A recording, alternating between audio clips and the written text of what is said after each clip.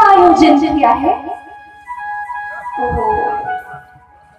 बहनों, तुम लोग पहुंचो, मैं भी अभी आ रही हूँ।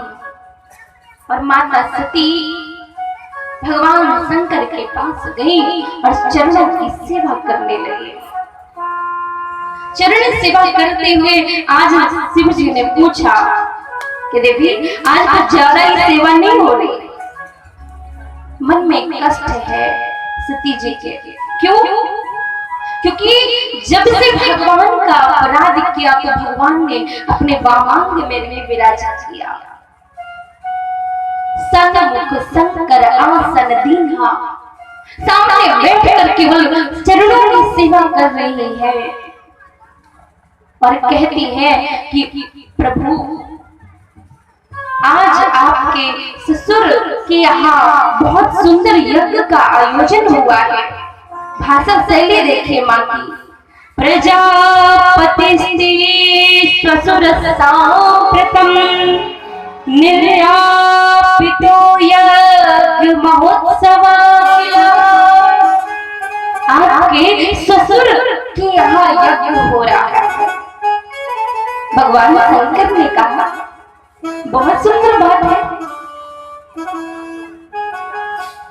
क्या कोई निमंत्रण आया है?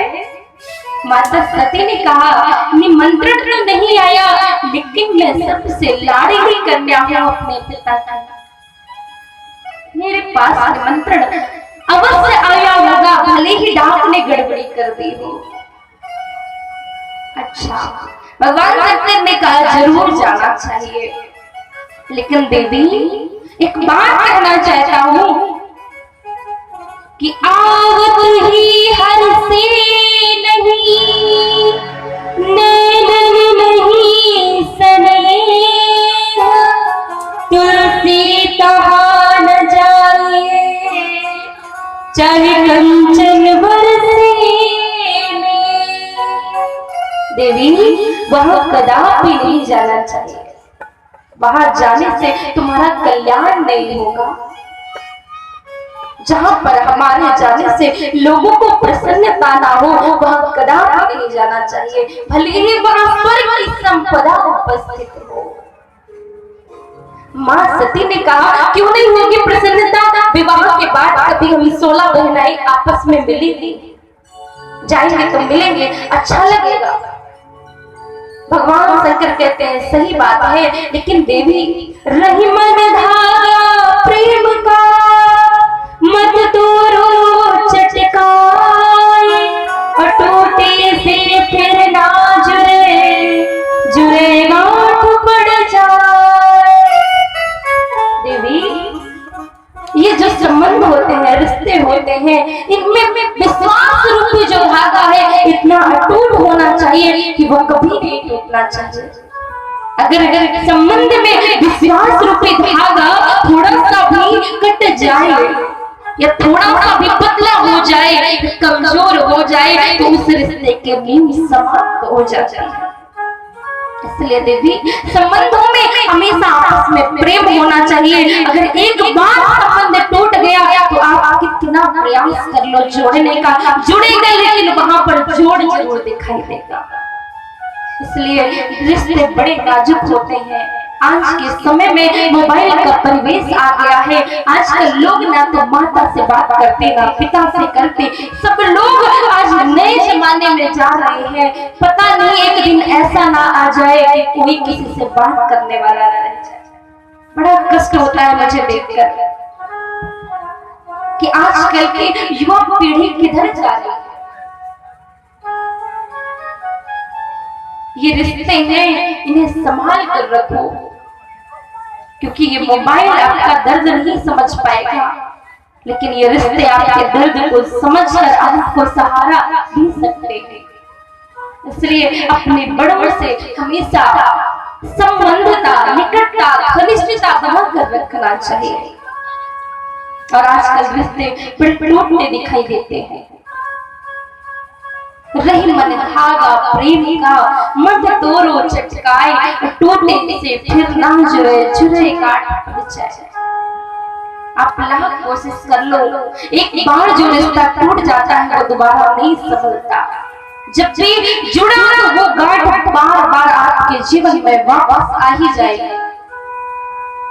तो आज भगवान शंकर को वो बताना पड़ा जो आज तक मां सती को नहीं बताया। वो जानते थे कि मैं अपमान रूपी जो घूंट है पी कर रह गया, लेकिन सती सहन नहीं कर पाएंगे। आज भगवान शंकर ने बताया कि तुम्हारे पिता कि स्वागत समारोह में गया तो उठा नहीं, तो उन्होंने अपना अपमान समझ लिया, मुझे अब शब्द कहे। मां सती कहती कोई बात नहीं, अगर उनसे गलती हुई है तो मैं जाऊंगी वहां समझाऊंगी, लेकिन आप गलती मत करिए, आप तो मेरे साथ चलिए। तो भगवान शंकर ने कहा देवी एक बार हम गए थे उनके स्वागत समारोह में, वो गलती कर दी, अब बिना बुलाए चले जाएंगे तो दूसरी गलती हो जाएगी, अब मैं दूसरी गलती नहीं करना चाहता। तो मां सती ने कहा ठीक है, आपकी इच्छा नहीं है, मुझे जाने दो। और आज भगवान समझा रहे हैं सती को कोई वहां जाने से तुम्हारा हित नहीं होगा। लेकिन भगवान अंत में समझ गए हर इच्छा भावी बलवाना। अगर मैं सती को समझा रहा हूँ और सती नहीं समझ रही तो समझ लो आज जो हरि की इच्छा है वही होगा। और कहते हैं हुई है वही जो राम रचिरा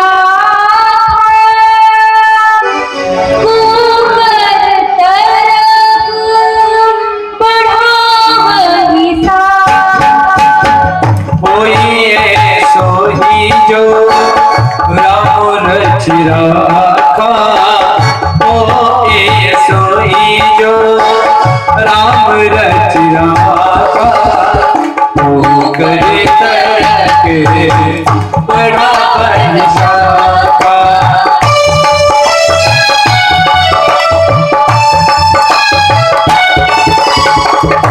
अब भगवान शंकर फिर समाधि में अपने लीन हो गए और मां सती वहां से चली गई। जब सती उस यज्ञ सभा में पहुंची तो सबसे पहले बहनें मिल गई और बहनों ने कहा आओ अब सती, बड़ी प्रसन्नता हुई तुम्हें देखकर, पर हम जानते हैं कि पिताजी ने तुम्हें निमंत्रण नहीं दिया। ये रिश्तेदार होते हैं जो आपकी विपत्ति में आपको सहारा नहीं, आपको और बुरते हैं आपके दर्द को। क्या जरूरत थी सती जी को बताने की पिता ने तुम्हें निमंत्रण नहीं दिया, हम जानते हैं। सती जी और दुखित हो गई कि बहनों ने मेरा अपमान कर दिया आते ही, कि तुम्हें पत्र नहीं मिला, बिना बुलाए आ गई।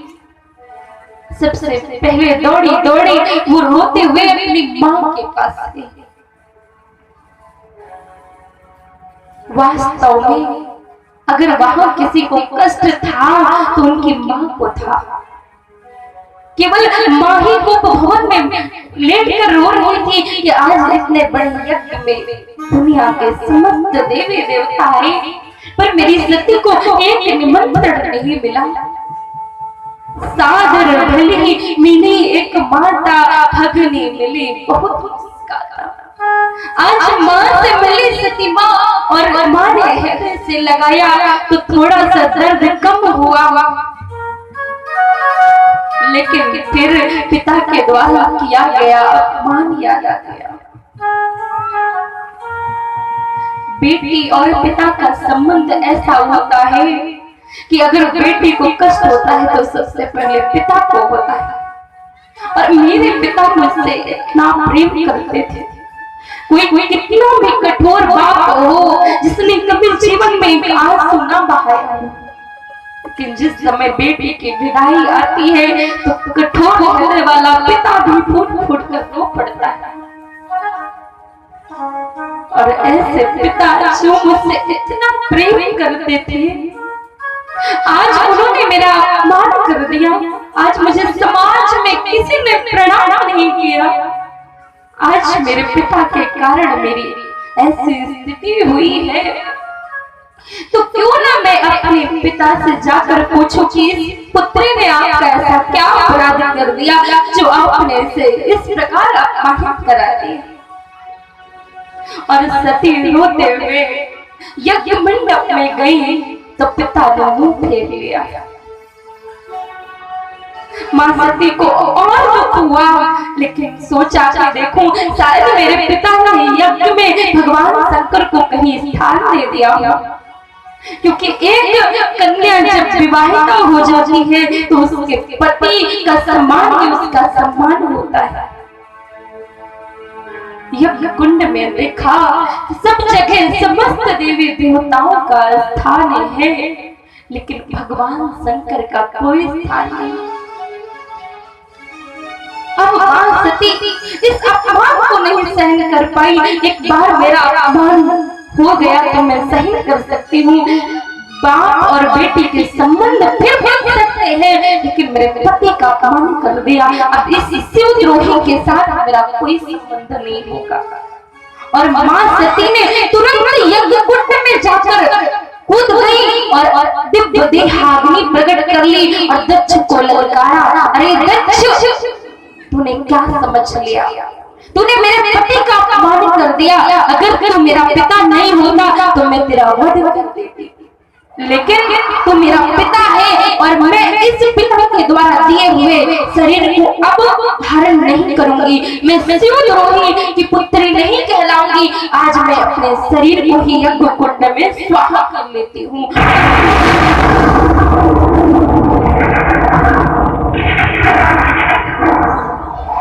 और अंत में भगवान हरि का ध्यान किया है और कहा कि अगले जन्म में भी मुझे भगवान शिव ही पति के रूप में प्राप्त हो।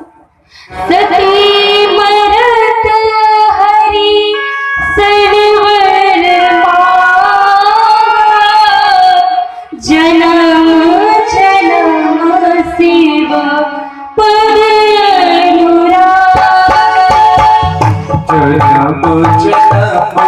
शिव पद अनुरागा, सती मरते हरि सरवर मांगा, सती मरते हरि सरवर मांगा, जन्म जन्म शिव पद अनुरागा, जन्म जन्म शिव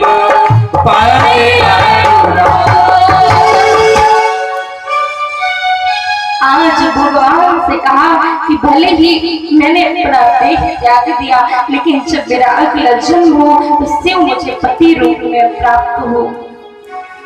और आज से भगवान शिव इतने क्रोधित हुए जब सती की मृत्यु को सुना कि उन्होंने एक भयंकर रुद्र वेश वाले कृत्या को प्रकट किया वीरभद्र को।